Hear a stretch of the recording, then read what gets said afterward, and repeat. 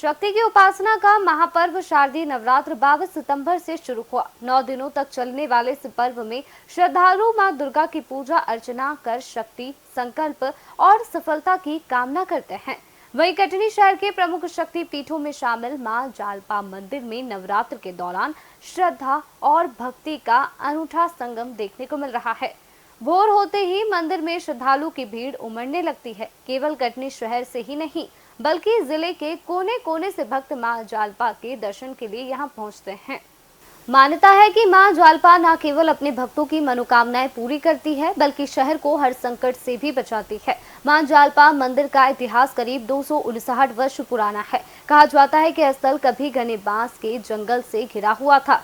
यहीं पर मां जालपा ने स्वप्न में दर्शन देकर अपने अस्तित्व का संकेत दिया।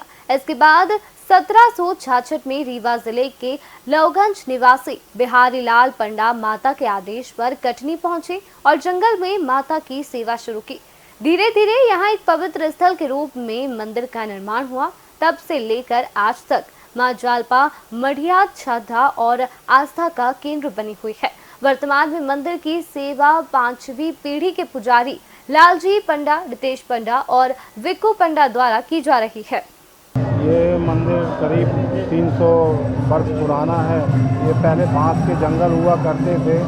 हमारे परदादा थे जो उन्हें सपने में माता जी ने दर्शन दिया था और यहाँ माँ जालपा का भूमि प्रकट माता का मंदिर है और यहाँ पे सुबह 4 बजे से नवरात्र में आरती होती है और कई जिलों से लोग और शहर के ज़िले के लोग सुबह 3 बजे से मंदिर में आना जाना चालू कर देते हैं। और जो भी भक्त अपनी मनोकामना माँ के सामने मांगता है, माँ उनकी मनोकामना पूर्ण करते हैं। ये मंदिर कितना पुराना है? लगभग ये 250-300 वर्ष पुराना हो गया है मंदिर। इस मंदिर में लगभग कितने पुस्तों से आप लोग पूजा अर्चना कर रहे हैं? ये हमारी 5वीं पीढ़ी है जो माता जी की सेवा कर रही है जी। यहाँ पर कितनी संख्या में मतलब आते होंगे और ये कहाँ से आते हैं लोग? कटनी ज़िले के तो हर शहर का हर नागरिक यहाँ पे मंदिर जालपा मंदिर में एक दिन ज़रूर आता है और लाखों की तादाद में भीड़ रहती है। कई जिलों से कई राज्यों के लोग भी माँ जालपा के दर्शन करने आते हैं। 64 योगिनी माता की भी स्थापना यहाँ पर है और माँ जालपा सब पे अपनी कृपा बनाए रखती हैं। मंदिर को लेकर क्या होता है? बता दें कि कटनी ही नहीं पूरे महाकौशल क्षेत्र के श्रद्धालुओं के लिए मां जालपा मंदिर आस्था का प्रमुख केंद्र है। यहां साल भर मेले जैसा माहौल बना रहता है, लेकिन नवरात्र में यहां की रौनक देखते ही बनती है। भक्त माता की पूजा कर अपने जीवन में शक्ति, संकल्प और सकारात्मकता का संचार करते हैं। नवरात्र के दौरान मंदिर को विशेष रूप से सजाया जाता है। मां की अखंड ज्योत, जवारे और कलश श्रद्धालुओं के विशेष आकर्षण का केंद्र होते हैं। यहां मां ज्वाला के स्वरूप में विराजित मां जालपा की प्रतिमा सेल के आकार की है। नवरात्र के 9 दिनों तक मंदिर परिसर में भक्ति और अध्यात्म का माहौल बना रहता है। वर्ष 2012 में मंदिर का विशेष जीर्णोद्धार कराया गया। गुंबद, प्रवेश द्वार और परिसर को आकर्षक स्वरूप दिया गया। साथ ही पट्टाभिरामाचार्य महाराज के सानिध्य में मंदिर परिसर में 64 योगिनियों की स्थापना भी की गई, जो इसे और भी विशेष बनाती है। मंदिर परिसर के समय भी सैकड़ों वर्षों पुराना हनुमान मंदिर भी स्थित है, जहां हनुमान जी बाल रूप में विराजमान है। नवरात्र समेत हनुमान जयंती और अन्य पर्वों पर यहाँ भव्य आयोजन होते हैं।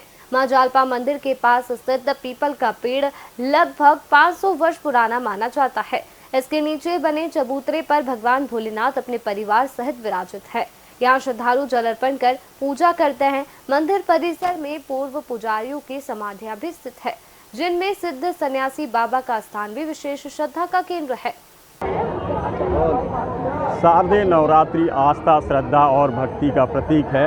इस नवरात्र में माँ दुर्गा के 9 रूपों की पूजा विधि विधान से की जाती है। इस समय हम मौजूद हैं कटनी के प्रसिद्ध जालपा मंदिर में। यह मंदिर जो है वो कटनी में ही नहीं बल्कि प्रदेश में भी विख्यात है। आपको बता दें यह मंदिर लगभग 300 साल पुराना है और यहाँ जो बताया जाता है, यहाँ के जो बिहारी लाल पंडा हैं उन्होंने बताया कि माता ने उनको स्वप्न देकर बताया था। इसके बाद ये जो क्षेत्र है यहाँ घना जंगल हुआ करता था बांसों का और यहाँ पे जो प्रतिमा मिली थी और उस प्रतिमा के बाद वहाँ पर एक छोटी सी मंदिर की स्थापना की गई थी और इसके बाद जो कटनी में काफ़ी कुछ कायाकल्प हुआ और जो भक्त आते थे उनकी मुरादें पूरी हुई और धीरे धीरे वो छोटा सा मंदिर बढ़कर एक विशाल मंदिर बन गया है। जैसा कि आप देख सकते हैं कि यहाँ पे माँ दुर्गा, माँ सरस्वती और माँ काली की प्रतिमाएं विराजमान हैं और यहाँ दूर दूर से लोग पहुँचते हैं और उनकी मनोकामनाएं पूरी होती हैं। यहाँ पर 2012 में भी 64 योगिनी की भी स्थापना की गई है।